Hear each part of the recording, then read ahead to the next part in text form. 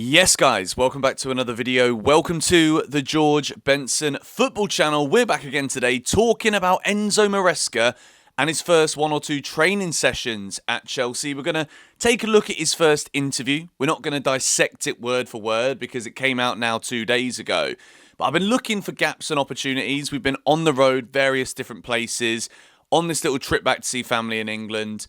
And I'm at my girlfriend's family home now, and I'm in her bedroom, and I've got a bit of quiet, so I can get this video out for you guys. But it's been difficult to keep fully on top of everything.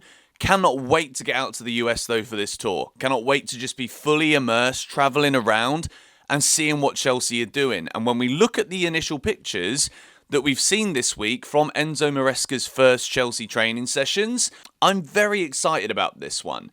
When Enzo Maresca was touted to be the Chelsea manager, to bring it back just over a month or so ago now, I was a bit concerned. I was a bit concerned when I looked at the surface and I thought, you can't just get a manager that's won the championship and be like, yeah, because he worked under Guardiola at City, because he won the championship, he can come and take over at Chelsea, particularly when you then see him get the job and it's a 5-6 year contract. You're like, what have we done here? My first reaction was, it's going to be because he's a yes man that will do everything that the ownership tell him to do, no questions asked. And then as we've started to learn a lot more about Enzo Maresca, and I'll be quite honest with you, when I first looked at the managerial candidates that Chelsea had and the managers we were linked to, he was one of the managers that I didn't really want. I wanted someone with a bit of experience because I think when you've got an inexperienced squad, they need someone to look up to. They need someone that can inspire them, motivate them. And that isn't to say that Enzo Maresca cannot inspire and cannot motivate, but when it came to my preference, I looked at Maresca and I didn't get excited. The more I then start to look at his footballing philosophies, the way that he managed to get things moving for Leicester last season really quick. There is a famous clip that's going around. It's not really famous because Leicester didn't even score. But there's a clip from Leicester in pre-season last year where you can see them playing out from the goalkeeper against Liverpool in a pre-season friendly. And when you look at those Leicester players that were in the Championship last season, we've gone and signed their player of the year. But in terms of the calibre and quality of players that Chelsea have, it's levels above that Leicester City squad. So when you look and you think about how quickly Enzo Maresca took over at Leicester, got them from being relegated straight back into the Premier League. Yes, they had an amazing squad for the Championship. Yes, they had the highest wage bill. Yes, if he wouldn't have got them promoted or even won the league, it might not have been considered an outright success. But the fact that he managed to get them playing good football, and even though they're a bit fumbly in the league, in the Championship towards the end of last season, they got it done in the first half of it, which means that the Leicester players took on board his coaching methods, took on board his style, and they were able to hit the ground running. They were able to make an impact, Enzo Maresca and his backroom staff, from a very early stage. So, when we're looking today at Maresca's first words, there are a few things that have kind of got under my skin a little bit, and I've watched a couple of other people's videos on this one in the community on Chelsea Online, and I'm looking at the way that we had that comment from him yesterday. Trust the process. Trust the idea. Get behind the team. Be behind the team is the official quote. Look, it's not about not being behind the team. And this is why I wanted to make a video about this one today when it's a clean slate. We're only excited. We've got this opportunity to dream that we could get back into the Champions League. Hell, we might even win the flipping league. We're level on points with City right now. Do you know what I mean? It's that time where you can let your brain get carried away a little bit, but also we've got to look at the last couple of years. We've got to look at the last couple of managers. We've got to look at this ownership and the way that we've had to get used to mediocrity come the end of seasons when it comes to that league position, not winning trophies. And Enzo Maresca saying trust the process. I feel as though it's just like, no matter how he comes across, I'm seeing the word aura be used, and I'm kind of overseeing the word aura being used about a footballer or a manager. It's kind of just done my head in now. Trust the process is the line above any of the other like little buzzwords that can annoy you in football that grinds my gears the most. Because at the end of the day, the reason that I found it so difficult to back these managers that say trust the process is because the moment things actually start to go well and you actually start to believe as a fan in the process, the ownership have just gone and fired that guy. And I'm talking here about Maurizio Pochettino specifically. I was struggling to trust the process all of last season. The moment I started to trust the process was blown out the window. So for Enzo Maresca to come in and be like, trust the process, mate, I really back you, you know. I've done a lot of looking at the way that he got this Leicester team to play. I think that with the profiles of players that we have at this club, I think Enzo Maresca could work absolute wonders with this Chelsea squad. And I think he will. I think what we're going to see this season, we've got a lot of players now that you can see in these training photos. When I look at the Chelsea squad, there aren't many players that I'm like, I don't want you to be at Chelsea anymore.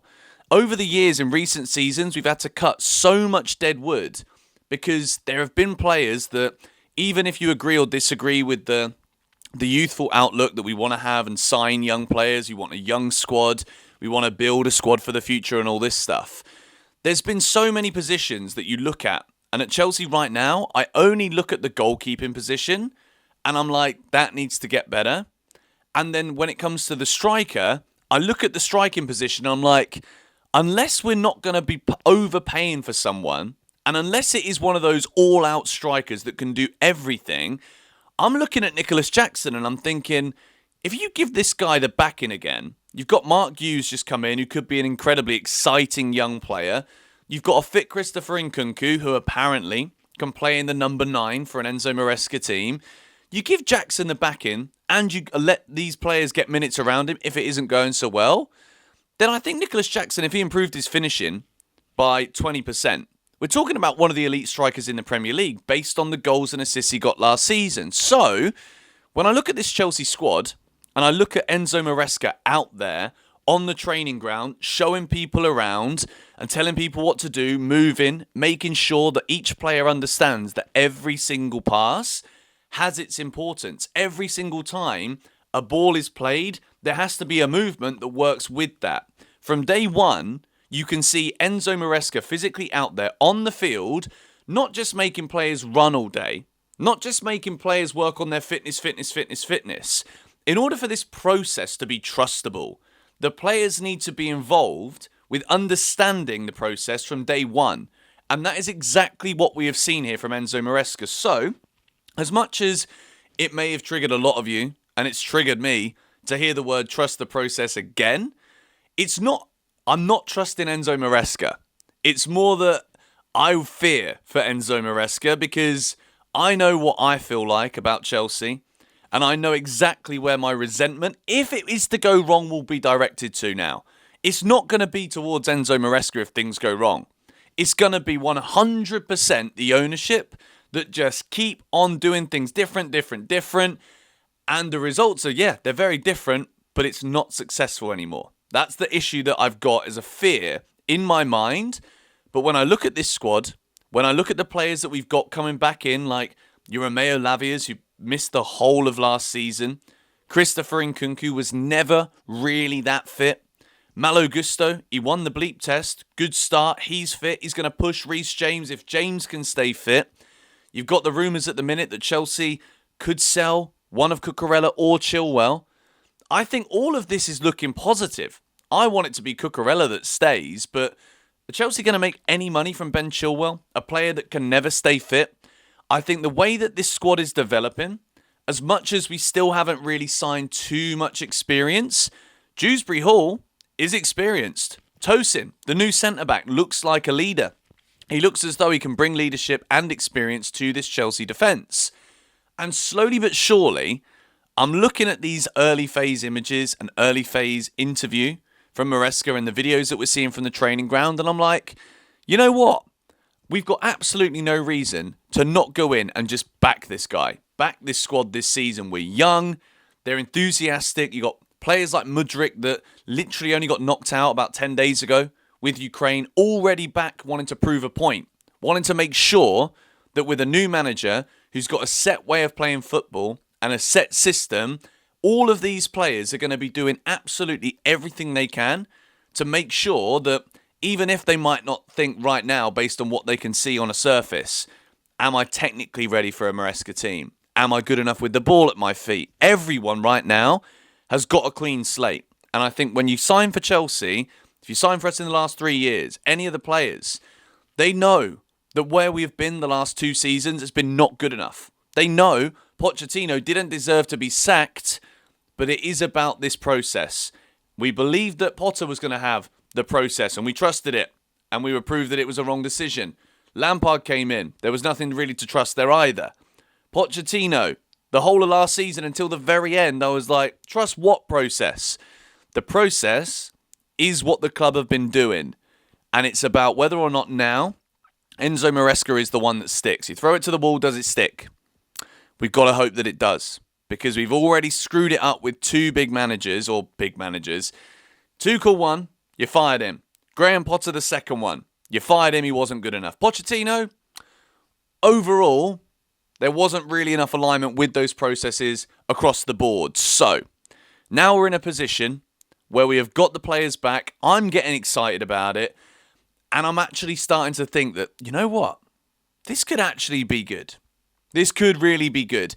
This is the last time that I kind of made like an up-in-the-air conversation-esque kind of video where I'm speculating about what we're going to do in terms of successful, not successful. This is the video where I'm like, this is where I think we're going to go this season. This is that video.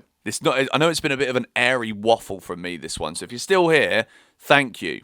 But my goals for the season now, I'm going to say it now before we sign anyone else. Tomorrow we're back to transfer news. Chelsea have to get back in the top 4.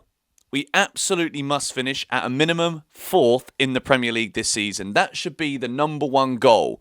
The Conference League, we should be winning that without even thinking about it. That should be a non-negotiable based on the teams that are available in that competition for us to play. Domestic cup competitions, yes, we always want to win the cups. You always want to go as far as you can in the cups, but the league is the number one. We have to get back in the Champions League. That is how Chelsea can see clear progress. We came 6th last season, 12th or 10th, whatever it was the year before. We've made progress, no doubt about it. But you sack Pochettino to hire Enzo Maresca on a long-term deal for a philosophy-based footballing style and team. You have to improve. There is no room for falling further down again, because we won't be able to sign good quality players after that. 3 years in a row, no Champions League, you stop having that ability to attract top players to your club. And that is what we obviously need if we can't get it this season. So, I'll back the ones that we got. Very excited to see what happens when everyone is back. We'll be in the US for the pre-season tour. Let me know your thoughts right now for what you think is going to happen to us this season. I know this has been like a bit of a waffling video, getting stuff off my chest today, talking about what we're going to see from a Maresca Chelsea team, but I'm excited. I'm really excited. I just hope that this is the right one. I really do. Thoughts in the comments down below. Come on, you Blues.